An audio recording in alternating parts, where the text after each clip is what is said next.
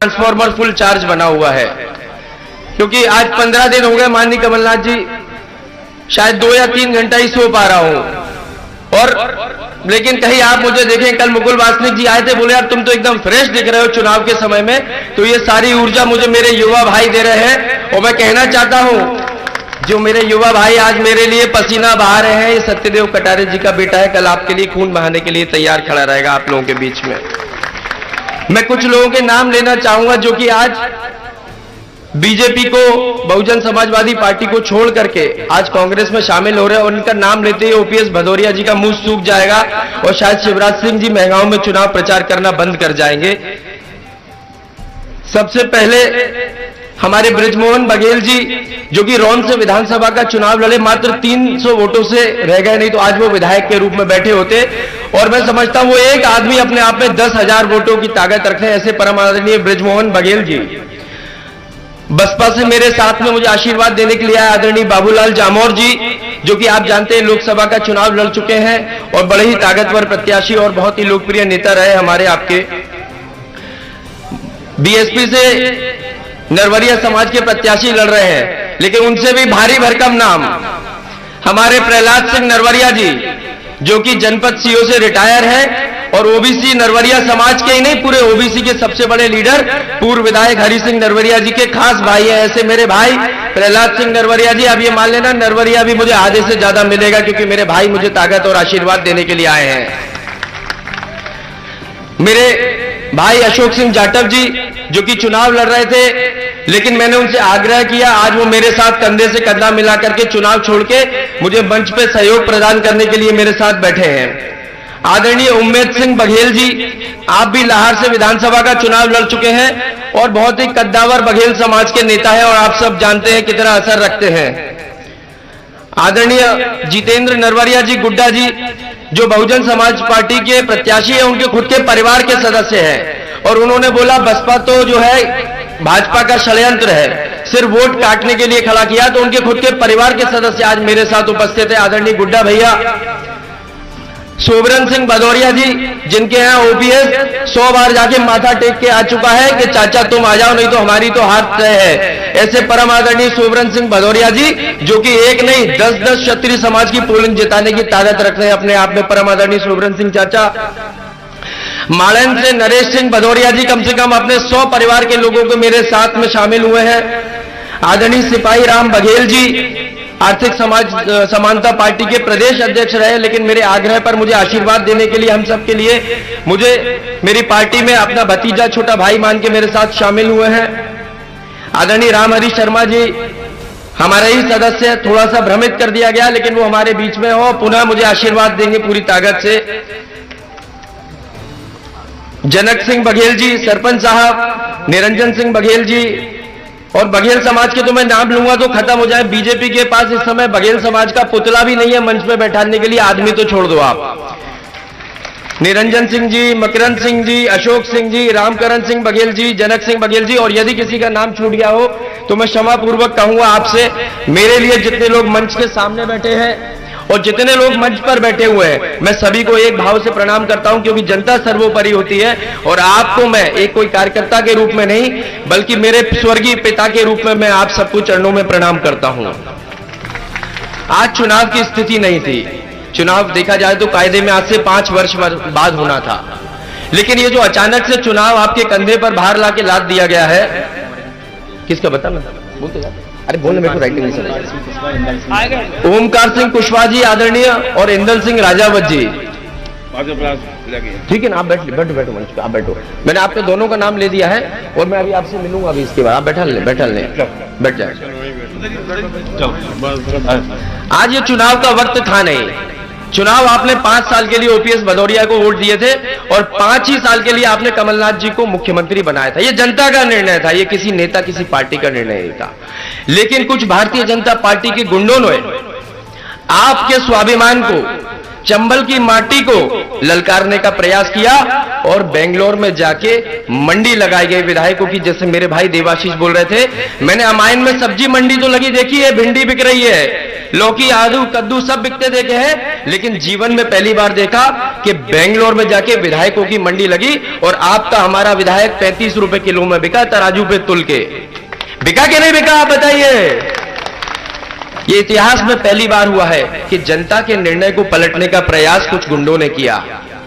और मैं कहता हूं, ये चुनाव कांग्रेस या बीजेपी का चुनाव नहीं है, ये चुनाव आपके स्वाभिमान का चुनाव है। और इस चुनाव में आपको ये संदेश पूरे देश में देना है कि मैगांव की जनता वो स्वाभिमानी जनता है जो देश की रक्षा करती है और देश के लिए शहादत देती है। और यदि उनके निर्णय को ललकारने की कोशिश करेंगे तो गद्दारों को समय आने पर जवाब दिया जाएगा। आपको पूरे देश में यह संदेश देना है आने वाली 3 तारीख को कि गद्दारों को और बिकाऊ लालों को मैगांव से खदेड़ करके बाहर निकालना है और आपके निर्णय को वापस कमलनाथ जी को मुख्यमंत्री बनाकर के लाना है। इससे पूरे देश में यह संदेश जाएगा कि धनबल और बाहुबल से बड़ा होता है जनबल। और यही संदेश हमको देश में देना है। ये लोकतंत्र और संविधान के हत्यारों को सबक सिखाना है। मैं आपसे कहना चाहता हूं कि ओपीएस भदौरिया जी, मैं गांव-गांव में जाता हूं, छोटे छोटे बच्चे 5 साल के पूछता हूं कितने में बिका, तो वो मुझे बताते हैं। मैं आपसे भी पूछना चाहूं कितने में बिका ये मंत्री आपका? 35 करोड़। अरे भैया बोलो ना, पीछे से आवाज यार, कितने में बिका? कितने में बिका? और तेज वहां शिवराज सिंह भी बैठा हुआ है भोपाल में, सुनने दो। और बताइए कितने में बिका?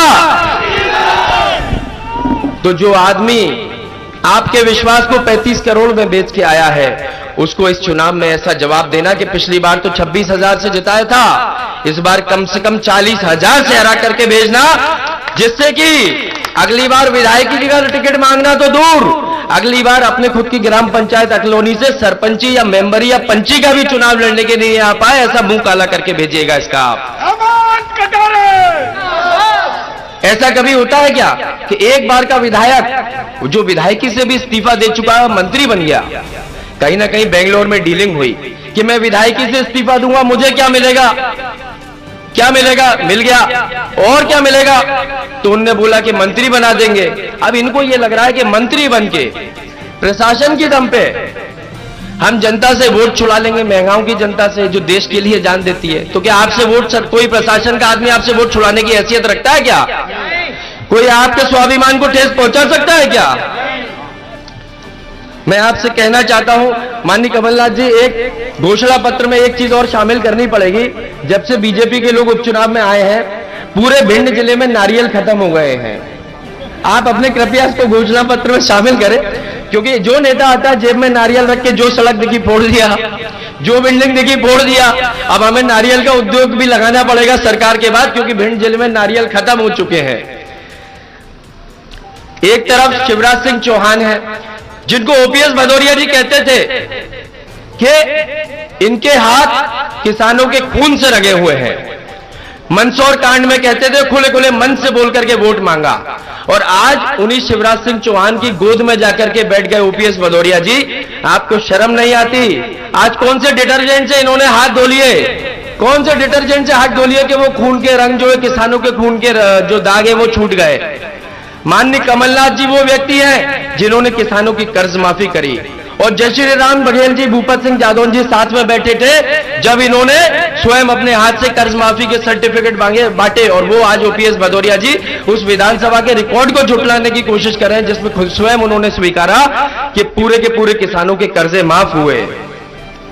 तो एक ऐसे झूठे व्यक्ति को, जिनका चाल चरित्र और चेहरा आपने देख लिया, जो कबहू आपके सुख दुख में नहीं आए, इनने कबहू नहीं पूछी कि कोई हैंडपंप ले लो, हम पे से आपने विधायक बनाया।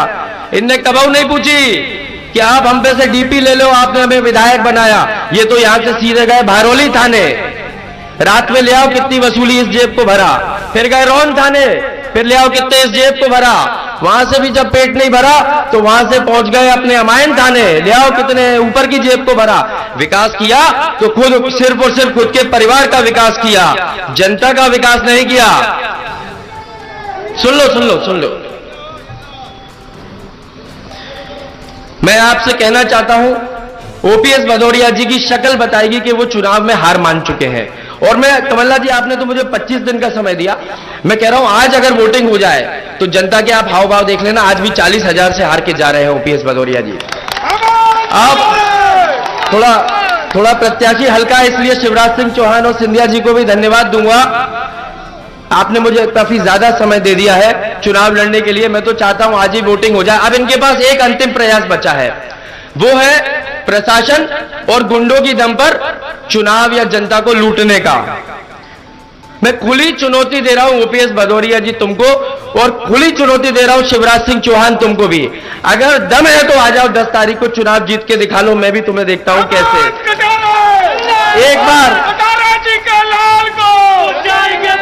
एक बार अटेर में चुनाव लड़ने आए थे, उपचुनाव, फिर उसके बाद आज तक शिवराज सिंह चौहान जी शक्ल दिखाने नहीं आए, क्योंकि उनके मुंह पे कालिक जनता ने पोती।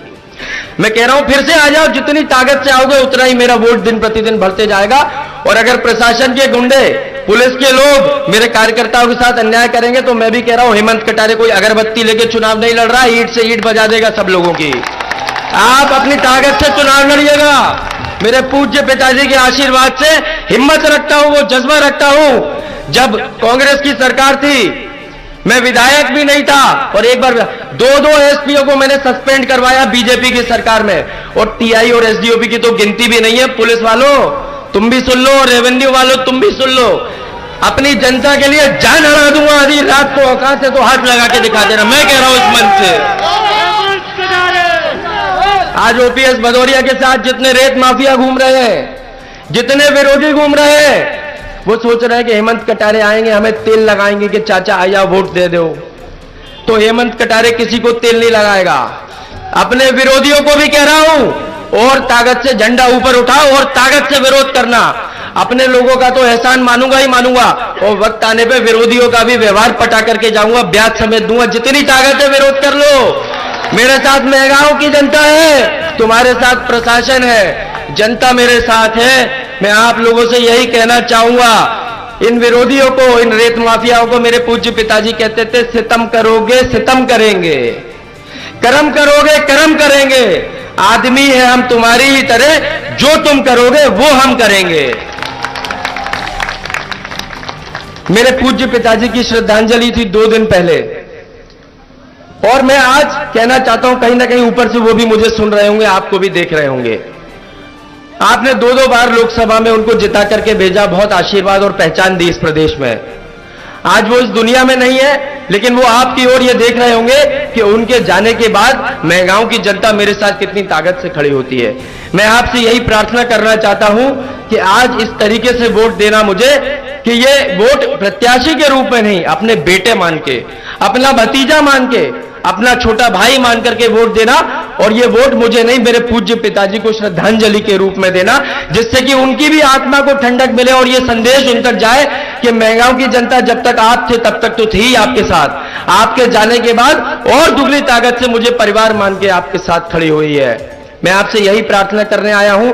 जब मेरे पिताजी का स्वर्गवास हुआ था तब पूरी महंगाओं की जनता, मैं जानता हूं, मैं अकेला अनाथ नहीं हुआ था, महंगाओं की भी, अटेर की भी, पूरे भिंड जिले की जनता अनाथ हुई थी। 1000 लोगों के घर पे मैंने देखा खाना नहीं बना, कईयों के घर पे आंखों में मैंने आंसू देखा जब महंगाओं पे उनके पार्थिव शरीर को आप दर्शन करने के लिए आए थे। आज आपको उन आंसुओं का वास्ता देके जा रहा है आपका बेटा। आज आपको अपनी विधवा मां का वास्ता देके जा रहा है कि एक बार इन आंसुओं की, मेरे पिताजी की लाज रख लेना। वक्त आने पर मैं भी अपने पिता की सौगंध खा रहा हूं, कोई पिता की झूठी सौगंध नहीं खाता। ये हेमंत कटारे किसी से डरता नहीं है, मर्द का बच्चा। आप सामने देख लो, आंखों में आंखें मिला के देख लो, कोई गोली ऐसी बने नहीं जो इस छाती को पार करके चले जाए। मैं आपको ये वचन दे रहा हूं, ये सौगंध खा के कह रहा हूं कि पूरी ईमानदारी से आपकी सेवा करूंगा। आधी रात को भी फोन करोगे, 3 बजे छाती अड़ा के आपकी लड़ाई लड़ूंगा। कल रात को भी मेरे पास 3 बजे फोन आया रामचेश बघेल का, 3:05 में उसने बोला केसी बघेल और 4 लोगों को पुलिस ने पकड़ लिया कोतवाली में। 1 मिनट के बाद गाड़ी और 4 लोगों को बाहर छुड़वाया। पूछ लेना आप, रात के 3:05 में मैंने छुड़वाया। और आपके लिए कह रहा हूं कि सिफारिश तो दूर छोड़ो, जहां जान की बाजी अड़ानी पड़ेगी, हेमंत कटारे आपके लिए जान की बाजी अड़ाएगा। आपको ये वचन देके जा रहा हूं अपने पिता को साक्षी मान करके। आप लोग भरपूर आशीर्वाद दीजिएगा।